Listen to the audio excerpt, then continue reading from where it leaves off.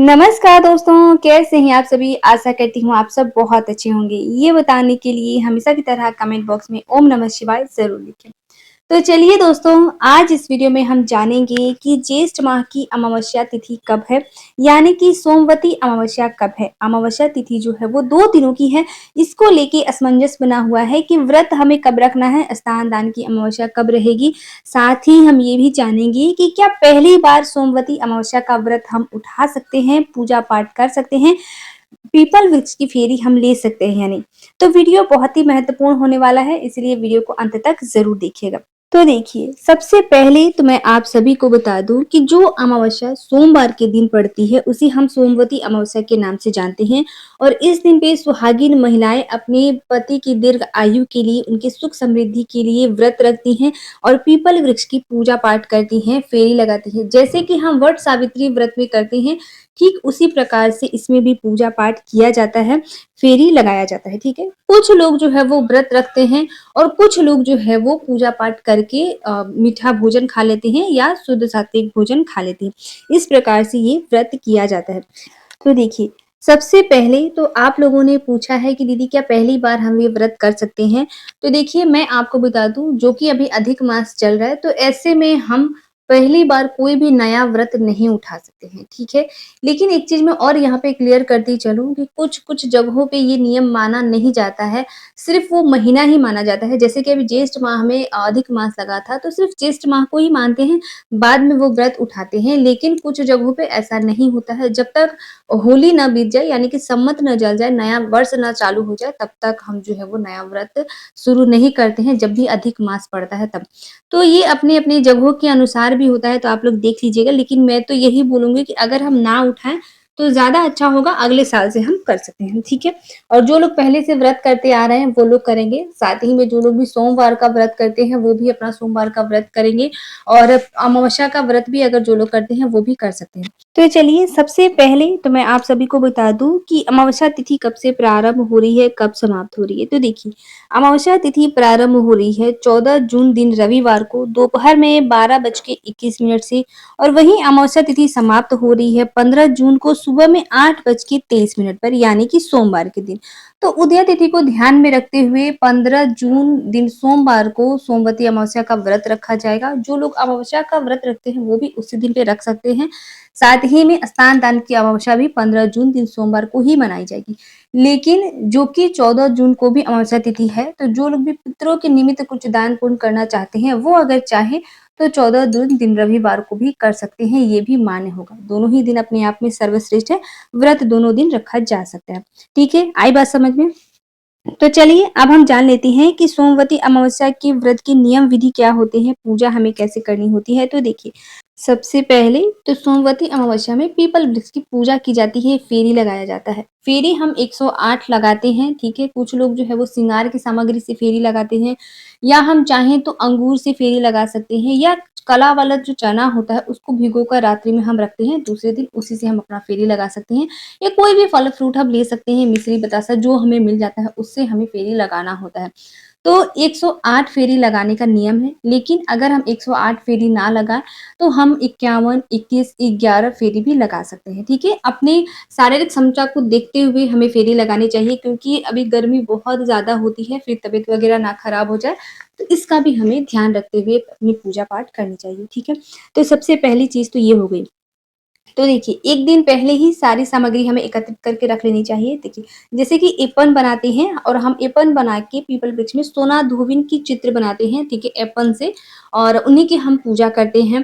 ठीक है, श्रृंगार की सामग्री चढ़ाते हैं, वस्त्र स्वरूप जो भी हमारे पास छोटा मोटा अगर कोई चुनरी हो या कुछ अगर हम ले सकते हैं, तो वस्त्र स्वरूप हमें कुछ भी चढ़ा देनी चाहिए। बाकी हम सिंदूर बिंदी चूड़ी भी चढ़ा सकते हैं, सिर्फ हम सिंदूर चूड़ी भी चढ़ा सकते हैं, सिंदूर बिंदी भी। ठीक है, तो इससे भी हो जाता है।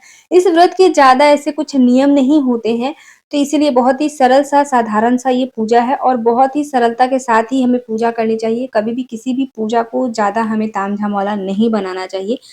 इन सब चीज़ों का भी हमें ध्यान रखना चाहिए। तो देखिए, सबसे पहले तो जैसे कि मैंने आप सभी को बताया कि पूजा की जो भी सामग्री है 1 दिन पहले ही हमें एकत्रित कर लेनी है। और एक चीज़, इसमें नए वस्त्र की कोई आवश्यकता नहीं होती है, साफ-सुथरा धुला हुआ वस्त्र हम पहन सकते हैं।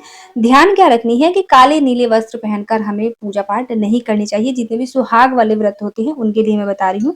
तो इन सब चीज़ों से बचना है, लाल, पीला हरा, पिंक कलर का जो भी है हम पहन सकते हैं, ठीक है? एक ये हो गया। दूसरी चीज़ क्या है कि श्रृंगार करके हमें ये पूजा करनी चाहिए, जो कि सुहाग के लिए ये व्रत है, तो श्रृंगार करके ही हमें सोना-धोबिन की या भगवान की पूजा-पाठ करनी चाहिए। पैरों में महावर वगैरह लगा के अच्छे से सज-धज के हमें ये पूजा करनी है। पूजा करने जब हम जाते हैं तो अपना सिंदूरा भी हमें साथ में ज़रूर लेकर जाना चाहिए। और आप सभी का एक सवाल था कि क्या दीदी हम सिंदूर लगा सकते हैं अमावस्या के दिन? तो जी बिल्कुल, अमावस्या के दिन हम सिंदूर लगा सकते हैं, ठीक है? चाहे तो सिंदूरा से भी लगा सकते हैं, नहीं तो नॉर्मल सिंदूर भी हम लगा सकते हैं, ठीक है? आई बात समझ में? 16 श्रृंगार संभव हो, मुझे तो नहीं लगता हो पाएगा, पर फिर भी जितना संभव होता है उतना हमें इस दिन पे श्रृंगार करके अच्छे से तैयार होके ही हमें पूजा-पाठ अपनी करनी चाहिए। हो सके अगर हम नदी सरोवर नहा सकते हैं तो नहानी चाहिए, क्योंकि अमावस्या का दिन है, बहुत ही अच्छा होता है। ना नहा पाएँ तो घर के जो घर में नहाते हैं हम बाल्टी में गंगा जल वगैरह डाल के हमें इस दिन पे स्नान आदि करनी चाहिए, ठीक है?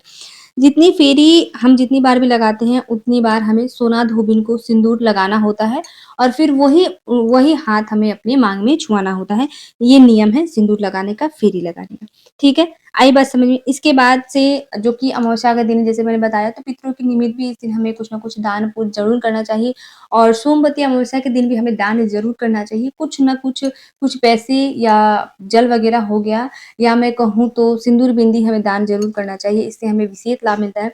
और साथ ही जो कि अमावस्या के दिन है, तो इस दिन पे आटे का दान बहुत ही विशेष माना जाता है अमावस्या के दिन पे, तो आटे का दान भी हमें ज़रूर करना चाहिए। श्रृंगार की सामग्री तो मैंने बता ही दिया। पितरों के नाम से भी कुछ न कुछ हमें इस दिन पे ज़रूर दान करना चाहिए। साथ ही में एक चीज़ और बता दूँ कि अमावस्या के दिन पे, किसी भी अमावस्या के दिन पे हमें अपने घर में पुआ पकवान थोड़ा बहुत ज़रूर बनाना चाहिए, बना के गौ माता को या किसी भी पशु-पक्षी को हमें देना चाहिए। इससे हमारे घर पे पितरों को जो है वो पितृ प्रसन्न होते हैं, पितरों की कृपा बनी रहती है।